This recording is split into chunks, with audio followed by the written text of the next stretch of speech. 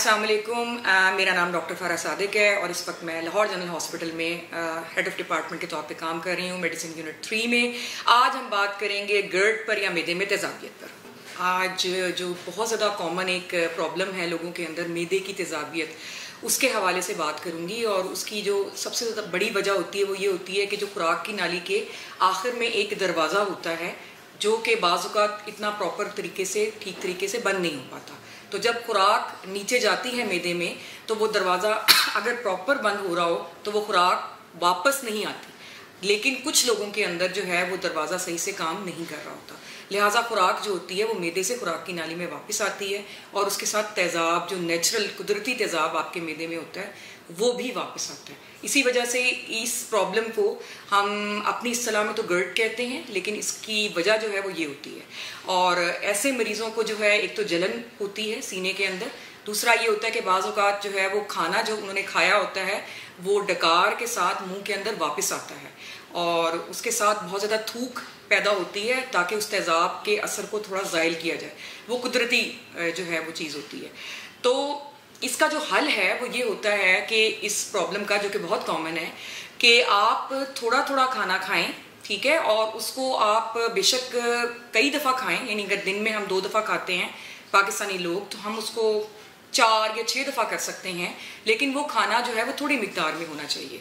ये जो पेट भर के हम रोटी खाते हैं, 2 रोटियां हमने खा ली, 3 खा ली, सुबह नाश्ता किया, उसके बाद ऑब्वियसली जब शाम को खाएंगे तो भूख लगी हुई होगी और ज़्यादा खाना हम खा लेंगे, तो वो इसके लिए जो है वो बिल्कुल मुनासिब नहीं है। पहली तो इसकी तदबीर ये है। दूसरी तदबीर जो है वो इसकी ये है कि आपने खाना खाने के फ़ौरन बाद लेटना नहीं है, क्योंकि अगर आप लेटेंगे तो जो ग्रेविटी या कशिश शकल है उसका असर ज़ायल हो जाएगा और खाना जो है वो मैदे से बड़ी आसानी से खुराक की नाली में आ जाएगा। कोई दरवाज़ा तो पहले ही काम नहीं कर रहा जो खुराक की नाली और मैदे के अंदर है। तो लेटना नहीं है। रात के खाने में और लेटने में या दोपहर के खाने और लेटने में कम से कम 1-2 घंटे का गैप दें। अगर आप चल लेते हैं तो वो तो बेस्ट है। फिर उसके बाद जब आप रात को सोते हैं तो कोशिश करें ऐसे मरीज के उनका सरहाना जो है, सर वाली साइड वो ऊंची हो। उसके लिए वो अपनी बेड की सर वाली साइड के नीचे जो है ईंटें रख सकते हैं या किसी भी तरीके से जो है वो उसको ऊंचा रख सकते हैं।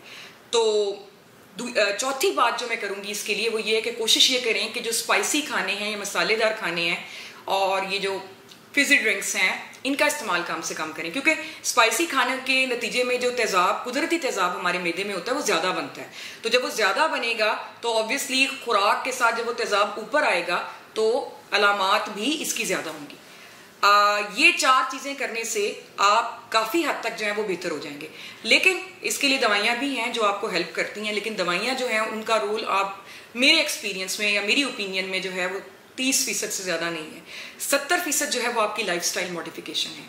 दोबारा से बता देती हूँ, छोटे छोटे मील्स लेने हैं, फ्रीक्वेंट थोड़ा थोड़ा खाना खाना है, 3 टाइम की बजाय 6 टाइम खाएं। उसके बाद खाना खाने के फ़ौरन बाद लेटना नहीं है, बैठे रहना है या खड़े रहना है ताकि खाना आराम से नीचे चला जाए। अगर आप वॉक कर लें तो बहुत बेहतर है।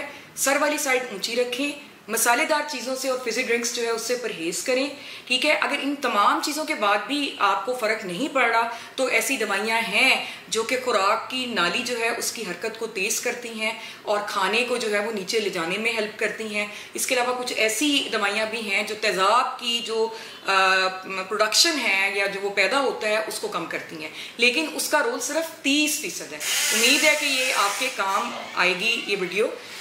ये आप करके देखें, ये आजमाई हुई बात है। मैंने तो बहुत से मरीजों को इससे काफ़ी बेहतर होते हुए देखा है। बहुत शुक्रिया।